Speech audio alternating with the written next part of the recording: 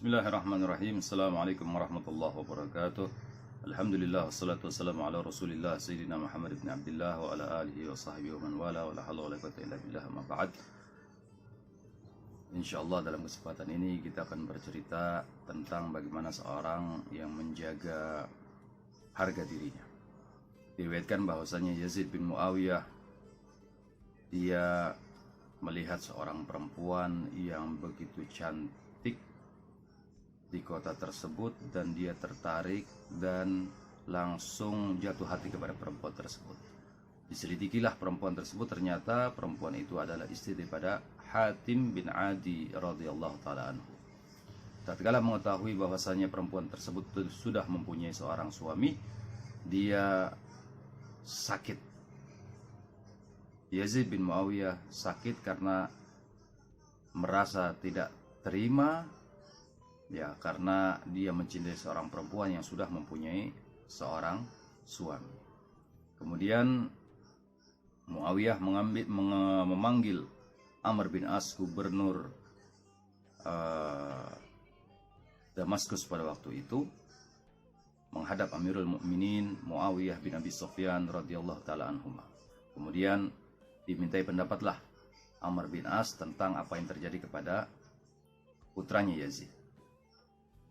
Amr bin As memberikan saran kepada Muawiyah untuk memanggil ibunya dan menemaninya sehingga Yazid mau menceritakan apa yang terjadi kepada dirinya.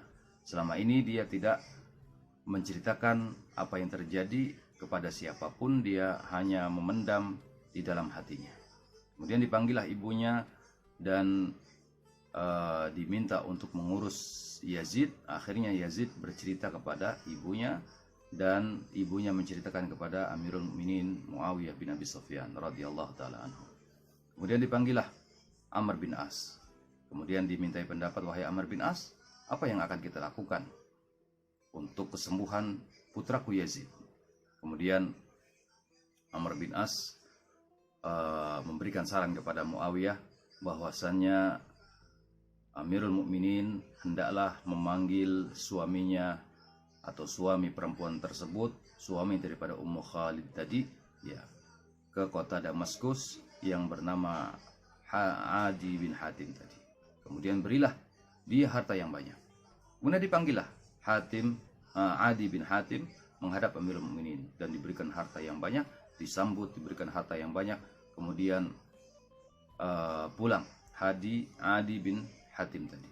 Kemudian dipanggil lagi Amr bin As menemui Khalifah Muawiyah. Kemudian ditanya, kemudian apa langkah kita selanjutnya wahai Amr bin As? Amr bin As mengusulkan kepada Muawiyah bahwa besok tatkala engkau memanggil dirinya kembali, katakan kepadanya, apakah engkau mempunyai istri?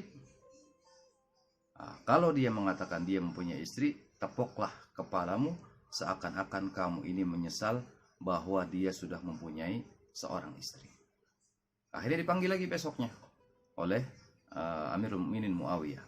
Adi bin Hatim dipanggil menemui Amirul Mukminin. Kemudian ditanya, wahai Adi, apakah engkau sudah mempunyai istri? Dia katakan, aku sudah mempunyai istri wahai Amirul Mukminin. Setelah diberikan harta yang banyak, dikatakan demikian. Kemudian pulanglah Adi bin Hatim tadi ke rumahnya. Kemudian sebelum dia pulang, dia bertemu Amr bin As di pintu daripada istana tadi. Kemudian diberitahu oleh Amr bin As, wahai Adi, kalau seandainya Amirul Mukminin bertanya kepadamu apakah engkau punya istri, katakan jangan, katakan aku belum punya istri, karena Amirul Mukminin ingin mengawinkan salah satu putrinya dengan dirimu, sehingga engkau akan bisa mendapatkan harta yang banyak karena mengawini istri daripada anak daripada Amirul Mukminin. Akhirnya keesokan harinya dipanggil lagi Adi bin Hatim menghadap Amirul Mukminin. Ditanya seperti pertanyaan kemarin, apakah engkau punya istri? Adi bin Hatim mengatakan, aku belum mempunyai istri wahai Amirul Mukminin. Kemudian Amirul Mukminin mengatakan, wahai Adi, kalau engkau mempunyai istri, katakan bahwasanya istriku aku talak dengan talak bain. Maka dikatakan hal tersebut oleh Adi bin Hatim karena dia ingin menikahi putri Amirul Mukminin dan mendapatkan harta yang banyak. Akhirnya Amirul Mukminin setelah mendengar pernyataan daripada Adi bin Hatim, menyuruh sekretarisnya untuk menulis pernyataan daripada Adi bin Hatim tadi. Ditulis, kemudian maka terjadi talak antara Adi bin Hatim dengan istrinya Ummu Khalid. Istrinya tertalak, berarti dia mempunyai masa iddah. Setelah masa iddahnya selesai, Amirul Mukminin memanggil Abu Hurairah radhiyallahu taala anhu untuk menemui istrinya yang pulang ke kota Madinah, melaksanakan iddahnya di kota Madinah. Ya, mengutus Abu Hurairah ke Madinah dan dibawakan harta yang banyak untuk melamar daripada Ummu Khalid untuk dijadikan sebagai istri daripada putranya Yazid. Kemudian berangkatlah Abu Hurairah ke kota Madinah. Sampai di kota Madinah dia ketemu dengan Abdullah bin Umar radhiyallahu taala anhu. Kemudian ditanya oleh Abdullah bin Umar, "Wahai Abu Hurairah, apa gerangan yang membawamu kemari?" Dia katakan, "Aku diperintahkan oleh Amirul Mukminin dengan membawa harta yang banyak untuk melamar Ummu Khalid, mantan istri daripada Adi bin Hatim." Kemudian Abdullah bin Umar mengatakan, "Apakah engkau sudah menceritakan bahwasanya aku ini pernah melamar Ummu Khalid?" "Sudah," kata Abu Hurairah kepada Abdullah bin Umar. Kemudian dia lanjutkan perjalanan. Kemudian di perjalanan bertemu dengan Abdullah bin Zubair radhiyallahu taala anhu. Ditanya hal yang sama, apa yang membuat Abu Hurairah datang ke kota Madinah, dijelaskan. Kemudian Abdullah bin Zubair mengatakan, "Apakah engkau sudah menceritakan kepada Amirul Mukminin bahwasanya aku pernah melamar perempuan tersebut?" "Sudah," kata Abu Hurairah. Kemudian dilanjutkan perjalanannya. Di tengah jalan bertemu dengan Sayyidina Husain bin Ali bin Abi Thalib radhiyallahu taala anhu. Di tatkala itu dicerita Sayyidina Husain mengatakan, "Apakah engkau juga menceritakan tentang bahwasanya aku pernah melamar Ummu Khalid kepada Amirul Mukminin?" Abu Hurairah mengatakan, "Sudah, wahai Husain bin Ali bin Abi Thalib." Kemudian lanjut Abu Hurairah datang ke rumah daripada Ummu Khalid tadi. Kemudian diceritakan bahwa maksud kedatangannya diutus oleh Amirul Mukminin untuk melamar dirinya yang sudah keluar dari masa iddah, ditalak oleh Adi bin Hatim, ya, untuk melamar dirinya untuk dijadikan sebagai istri daripada putranya Yazid bin Muawiyah. Kemudian Ummu Khalid mengatakan kepada Abu Hurairah, "Wahai Abu Hurairah,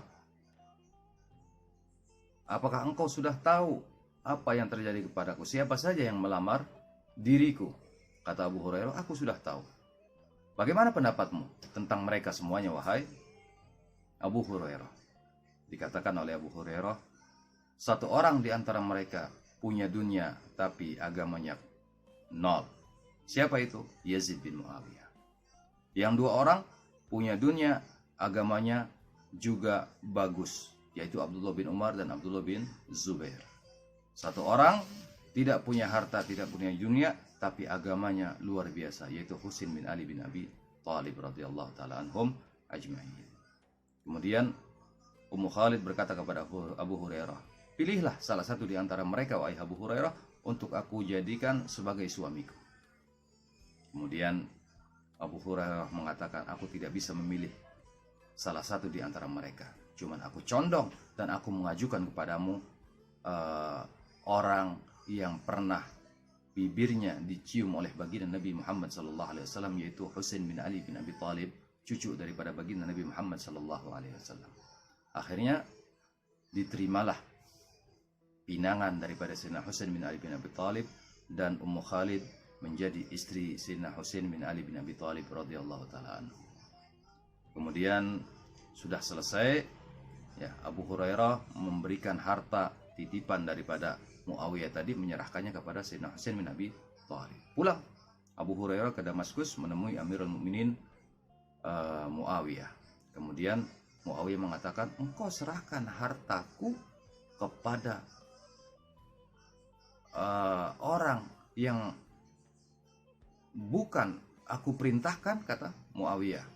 Betul wahai Amirul Mukminin, aku serahkan kepada Husain bin Ali bin Abi Thalib, karena engkau mendapatkan harta ini bukan warisan daripada ayahmu wahai Muawiyah, tapi engkau dapatkan semuanya ini ya hartanya Allah dan hartanya Rasulullah sallallahu alaihi wasallam. Maka dari itu, tatkala sampai Madinah, aku serahkan harta tersebut kepada orang yang berhak, ya cucu daripada baginda Nabi sallallahu alaihi wasallam.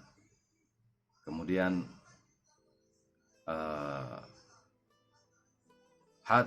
Adi bin Hatim yang berada di kota Damaskus tadi, yang telah menceraikan istrinya dan berharap dikawinkan dengan salah seorang putri daripada Amirul Mukminin dan mendapatkan harta yang banyak, ternyata tidak dikawinkan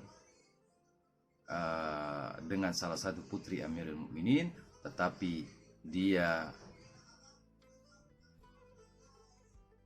hanya diminta untuk mentalak istrinya. Kemudian Adi bin Hatim kembali ke kota Madinah, kemudian mampir ke rumah mantan istrinya yaitu Ummu Khalid, dan di situ bertemu dengan Sayyidina Husain bin Ali bin Abi Thalib radhiyallahu taala anhu. Kemudian Sayyidina Husain bertanya kepada Adi, wahai Adi, engkau datang jauh-jauh ke kota Madinah ini, mesti engkau kangen dengan istrimu, wahai mantan istrimu, wahai Adi. Betul wahai Sayyidina Husain, aku betul-betul kangen kepada mantan istriku. Kemudian dipanggil Ummu Khalid menemui Adi bin Hatim. Kemudian Sayyidina Husain bertanya, apakah aku sudah menyentuhmu? Apakah aku sudah mengumpulimu? Apakah aku sudah melakukan hubungan suami istri denganmu? Dikatakan oleh Ummu Khalid, belum wahai Amirul Mukminin. Kalau begitu, engkau saat ini aku tolak. Dan orang yang belum pernah melakukan hubungan badan, berarti tolaknya itu ya tolak iddahnya itu tidak ada. Akhirnya dikawinkan ya Ummu Khalid tadi dengan mantan suaminya yang dulu, yaitu Adi bin Hatim radhiyallahu taala anhum ajma'in. Akhirnya Adi tadi berterima kasih kepada Sayyidina Husain bin Abi Thalib radhiyallahu taala anhu, dan beliau Sayyidina Husain mengatakan, wahai Adi, sungguhnya aku mengawini istrimu ini bukan karena aku menginginkan kawin dengannya, tetapi aku merasa kasihan kepada dirinya dan juga merasa kasihan kepada dirimu. Kemudian beliau mengatakan satu syair, an'amani Ummu Khalid rubba sa'in laqa'id. Aku mendapatkan kenikmatan daripada Ummu Khalid, karena mendapatkan Ummu Khalid, tapi berapa banyak orang yang berusaha maksimal mati-matian mengejar Ummu Khalid, tapi yang mendapatkan Ummu Khalid adalah orang yang santai, yang duduk, ya karena itu semuanya sudah ditakdirkan oleh Allah Subhanahu wa taala. Subhanallah. Inilah bisa kita ambil pelajaran bahwasannya Adi bin Hatim tadi karena menggebu-gebu ingin menjadi menantu daripada khalifah dan ingin mendapatkan harta yang banyak, sehingga dia mentalak istrinya yang salehah dan akhirnya dia tidak mendapatkan apa-apa. Kemudian pelajaran yang kedua, bahwasannya harta yang kita dapatkan ini adalah semuanya titipan dari Allah Subhanahu wa taala, dan semuanya bakal kembali kepada Allah Subhanahu wa taala. Kemudian pelajaran yang ketiga dapat kita ambil bahwasannya Sayyidina Husain bin Ali bin Abi Thalib, beliau mempunyai rasa rahmat di dalam hatinya, ya sehingga dia rela menalak istrinya untuk dikawini oleh mantan suaminya yang terdahulu, yaitu Adi bin Hatim. Subhanallah, ini adalah pelajaran yang luar biasa. Semoga kita bisa mengambil hikmah dari apa yang terjadi dari hikayat ini. Amin amin ya rabbal alamin. Wallahul muwaffiq ila aqwamit thoriq. Wassalamualaikum warahmatullahi wabarakatuh.